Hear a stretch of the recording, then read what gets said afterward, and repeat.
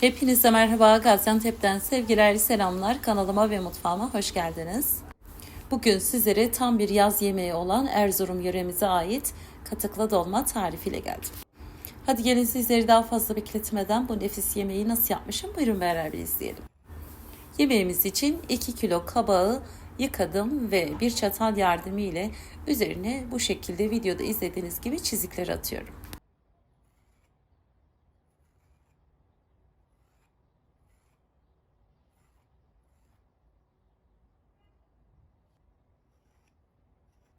Bütün kabakları bu şekilde hazırladıktan sonra tekrar yıkıyorum ve 2 parmak genişliğinde, neredeyse 2 parmak genişliğinde dilimlere bölüyorum.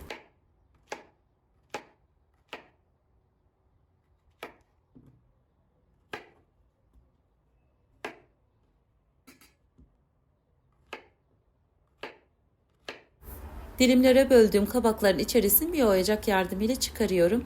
Eğer isterseniz bu işlemi oyacağınız yok ise bir kaşığın sapı ile de yapabilirsiniz.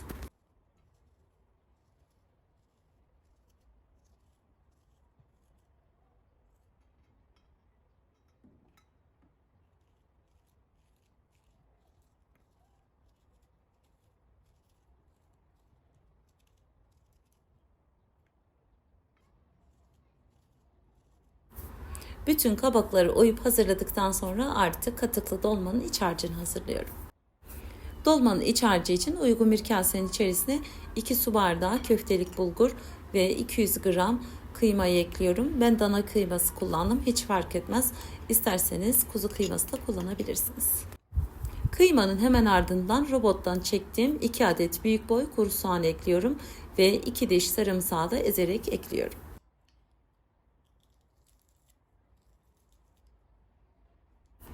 Sarımsağın hemen ardından 1 yemek kaşığı şöyle tepeli olacak şekilde domates biber salçası karışımı ve daha sonra katıklı dolmanın olmazsa olmazı 1 yemek kaşığı kuru reyhan ekliyorum. Daha sonra baharatlarını ekliyorum. Baharat miktarını tamamen damak tadınıza göre ayarlayabilirsiniz. Ben 1 tatlı kaşığı tuz, 1 tatlı kaşığı pul biber, 1 tatlı kaşığı toz biber, 1 tatlı kaşığı kuru nane, yarım tatlı kaşığı karabiber ve şöyle 2 tatlı kaşığı kadar da sumak ekliyorum.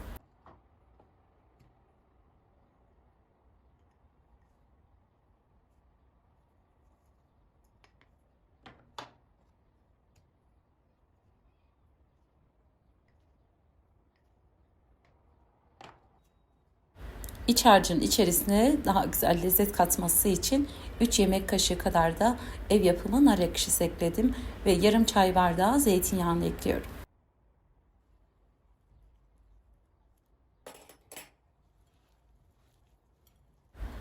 İç harcı için gerekli malzemelerin tamamını ekledikten sonra yoğurarak güzel bir şekilde karıştırıp harmanlıyorum.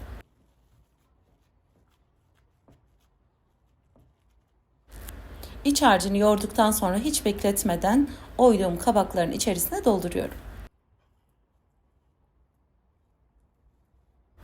Bu hazırladığımız iç harcı 2 kilo kabak için tam yeterli geliyor. Katıklı dolmanın orijinalinde bu şekilde kabakları doldurduktan sonra tıpkı patlıcan kebabı dizer gibi tencerenin içerisine diziyoruz. Ama ben oyduğum kabakların iç harcının heder olmaması, yani değerlendirmek adına bu şekilde altına sos yapıyorum. Gerçekten çok güzel oluyor. Kalan yarım çay bardağı zeytinyağını uygun bir tencerenin içerisine aldım ve içerisine 1 adet yemeklik doğradığım kuru soğan ekledim ve kuru soğanlar şöyle rengi dönüp pembeleştikten sonra oyduğum kabakların içine ekliyorum ve onları da şöyle biraz kavurduktan sonra bir kase domates konservesi ekliyorum. Domates konservesi yerine isterseniz kabuklarını soyduğunuz 2 adet domatesi küp küp doğradıktan sonra ekleyebilirsiniz. Daha sonra baharatlarını ekliyorum. Baharat olarak ben biraz tuz, biraz karabiber, biraz pul biber, çok az da toz biber ekledikten sonra şöyle biraz karıştırıp hazırladığım kabakları tencerenin içerisine diziyorum. Kabakları tencerenin içerisine dizerken ocağın altını kapatmadım. En kısık dereceye getirdim. Kabakları tencereye dizerken isterseniz bu şekilde benim yaptığım gibi, isterseniz de tıpkı patlıcan kebabı gibi şöyle ardı ardına sıralayarak dizebilirsiniz. Tencere dizdikten sonra üzerine dolma taşını kapattım. Hiç isterseniz dolma taşı kapatmadan da yapabilirsiniz. Yemeğin üzerine ben daha lezzet vermesi için 3 yemek kaşığı kadar nar ekşisi ekledim. İsterseniz eklemeyebilirsiniz. İsterseniz nar ekşisi yerine 1 adet limonun suyunu da ekleyebilirsiniz. 1 su bardağı kaynar suyu da ekledikten sonra tencerenin kapağını da kapatıyorum ve kısık ateşte kaynamaya bırakıyorum. Kısık ateşte yarım saat kaynattıktan sonra dolma taşını kaldırdım ve 15 dakika bu şekilde de kaynattıktan sonra ocağın altını kapatıyorum ve 15 dakika demlendirdikten sonra artık servis edebilirsiniz.